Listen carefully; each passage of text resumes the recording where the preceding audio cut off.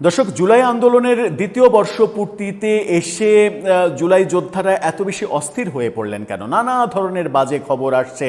হাসনাত আবদুল্লাহর মসজিদ কাণ্ড, এনসিপি নেতাদের হোটেল কাণ্ড, হোটেলে মজমাস্তি, নারী নিয়ে মজমাস্তি, 12 লাখ টাকা হোটেলের বিল না দেওয়া, সচিবালয়ে তদবির বাণিজ্যের একটা বড় অভিযোগ সামনে আসা, দুদককে দিয়ে এটা করা ওটা করানোর অভিযোগগুলো সামনে আসা, নানা রকমের বাজে খবর আসছে। এবং নানা ধরনের বাজে খবরের মধ্যে আরেকটা বড় বাজে খবর তৈরি হয়েছে। বৈষম্যবিরোধী আন্দোলনের প্রধান ছিলেন যিনি একসময়, উমামা ফাতেমা, বৈষম্যবিরোধী আন্দোলন মানে জুলাই আন্দোলনের অন্যতম পরিচিত মুখ, সেই উমামা ফাতেমা এবার বলেছেন যে 1 মাস পর থেকে জুলাই সার্টিফিকেট তিনি বিক্রি করবেন, দাম নেবেন মাত্র 50 টাকা।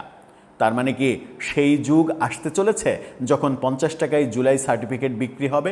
নাকি গত 2 বছরে জুলাই আন্দোলন, জুলাই যোদ্ধা এই পরিচয়গুলো বিক্রি করে এত নৈরাজ্য করা হয়েছে যে তিনি 50 টাকার বিনিময়ে সার্টিফিকেট বিক্রি করতে চাইছেন? হঠাৎ করে উমামা ফাতেমা খেপলেন নাকি মজা নিলেন? চলুন একটু জেনে দেখি এই ভিডিওতে। থাকবেন পলিটিক্স টিভির নিয়মিত আয়োজনে।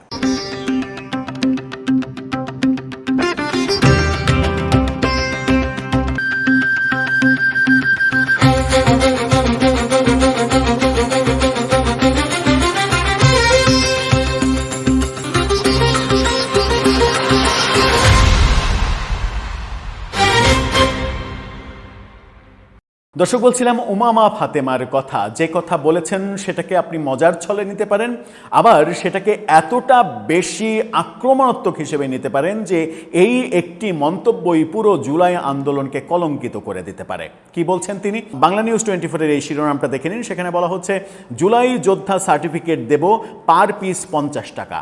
উমামা ফাতেমা, জুলাই যোদ্ধা সার্টিফিকেট 50 টাকায় পাওয়া যাবে, এটা খুবই ভালো কথা। আমরা বিভিন্ন সরকারের আমলে মুক্তিযোদ্ধার সার্টিফিকেট নিয়ে বহু কেলেঙ্কারের কথা শুনেছি। ভুয়া মুক্তিযোদ্ধা বানানো হয়েছে অনেক সময় রাজনৈতিক প্রভাব খাটিয়ে, সেই ব্যাপারগুলো আমরা জেনেছি। এবার জুলাই আন্দোলনকে কেন্দ্র করে 50 টাকায় সার্টিফিকেট বিক্রি করা হবে। আমার সেখানে একটু খটকা লাগে, কারণ এই যুগে একটা সার্টিফিকেটের যে কাগজ, মোটামুটি ভালো মানের যদি সার্টিফিকেটের কাগজ আপনি 1 পিস কিনতে চান, তাহলে 20 থেকে 30 টাকা ওই কাগজটাই কিনতে লাগে। আবার ওইটা প্রিন্ট করবেন, কালার প্রিন্টে তো আরও 30 টাকা কাগজে, কালার প্রিন্টে আরও মিনিমাম 20 টাকা খরচ হবে, 50 টাকা খরচ হবে। তো 50 টাকা আবার ডিজাইনের চার্জ আছে, ডিজাইনের চার্জ না হয় নাই ধরলাম, 50 টাকা খরচই হবে। তাহলে লাভটা কোথায় হবে? 50 টাকা খরচ করে 50 টাকাতেই যদি বিক্রি করেন, এটা লস প্রজেক্ট হবে না? নাকি এটা এক ধরনের স্বেচ্ছাসেবী প্রজেক্ট হবে যে এখানে আমার লাভ দরকার নাই, সার্টিফিকেট বিতরণ করাটাই মুখ্য? আমরা কি চেষ্টা করলে 2-1টা সার্টিফিকেট পাবো? অনেকেই গত নির্বাচনের মধ্যে আমরা দেখেছি বেহেস্তের টিকিট কিংবা বেহেস্তের সার্টিফিকেট বিক্রি করতে। ওটার দাম জানা হয়নি যে কত টাকা দিলে একটা বেহেস্তের সার্টিফিকেট কিংবা বেহেস্তের টিকিট পাওয়া যেত। যদি সাধ্যের মতো হতো তাহলে নিজের জন্য কিংবা আগামী প্রজন্মের জন্য কয়েকটা টিকিট কিনে রেখে অন্তত ড্রয়ারে তালা মেরে রাখা যেত বোধহয়। সেই ব্যাপারের দিকেই কি উমামা ফাতেমার এই কথা যাচ্ছে? কি বলছেন তিনি? চলুন একটু ভেতরে ঢুকে। বৈষম্যবিরোধী ছাত্র আন্দোলনের মুখপাত্র, সাবেক মুখপাত্র উমামা ফাতেমা ফেসবুক পোস্টে জুলাই যোদ্ধা সার্টিফিকেট দেওয়ার কথা উল্লেখ করে আলোচনার জন্ম দিয়েছেন। তবে তিনি কেন এই মন্তব্য করেছেন, কাকে উদ্দেশ্য করে এই মন্তব্য করছেন, সেটা কিছু লেখেননি। ভেরিফাইড আইডিতে এক পোস্টে তিনি লিখেছেন, জুলাইয়ের এই 1 মাস জুলাই সবার থাকবে, ঠিক আছে? এরপর তিনি আরও লেখেন, 1 মাস পর থেকে জুলাই আমার সম্পত্তি, আমি সবাইকে জুলাই যোদ্ধা সার্টিফিকেট দেব, পার পিস 50 টাকা।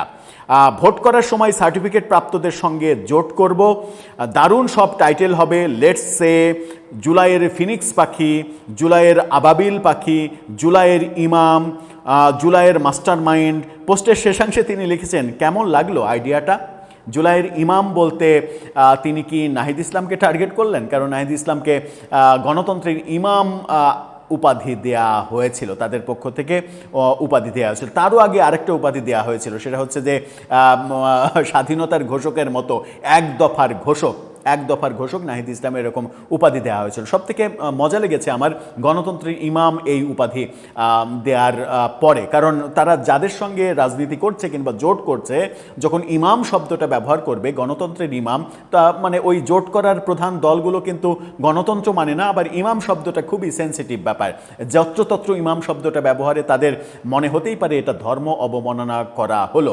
অবশ্য নিজের লোকজন ধর্ম অবমাননা করলে খুব একটা ধরার ব্যাপার দেখি না, কারণ নিজের লোকজন যখন ওয়াজ মাহফিলে বলে 152 জায়গায় না 153 জায়গায় আমি কোরআনের ভুল ধরছি, তখন কিন্তু ওই ব্যক্তির ধর্ম অবমাননা হতে আমরা দেখি না।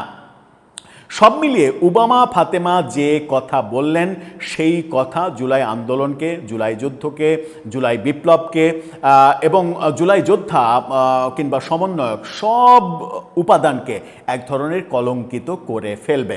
কারণ তিনি ব্যঙ্গ করেই বলেছেন, ব্যাপারটা এরকম হয়ে গেছে যে জুলাই আন্দোলন পরবর্তী জুলাইকে কেন্দ্র করে, জুলাইকে বিক্রি করে যে পরিমাণ বিজনেস হয়েছে, যে পরিমাণ বাণিজ্য করা হয়েছে, তাতে আমার মনে হয় যে এই ব্যঙ্গটা খুবই স্পষ্ট যে কদিন পরে 50 টাকায় সার্টিফিকেট বিক্রি করা প্রয়োজন আসলেই হতে পারে। কারণ ওই সার্টিফিকেট দেখালে অনেক কিছু করা যেতে পারে হয়তো, যদিও এখন আর সেটা সম্ভব নয়, কারণ এখন আর ইউনুসীয় যুগ নেই, যে যুগে অনেক কিছু করা যেত। এবং সেই যুগে অনেক কিছু যে করা যেত, যা ইচ্ছা তাই করা যেত, যখন ইচ্ছা সচিবালয়ে ঢোকা যেত, এটা জুলাই যোদ্ধাদের অন্যতম শীর্ষ নেতা প্রকাশ্যে স্বীকারও করেছিলেন। এটাও আমরা দেখেছি, শুনেছি। দর্শক, আপনার কি মনে হচ্ছে উমামা ফাতেমা মূলত কাকে টার্গেট করে এই বক্তব্য দিলেন?